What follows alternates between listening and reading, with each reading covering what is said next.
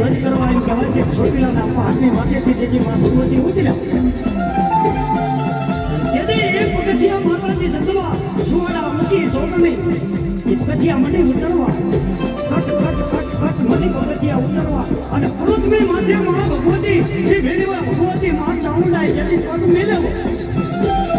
તેથી માં ભગવતી વિકરા રૂપ ધારણ કરી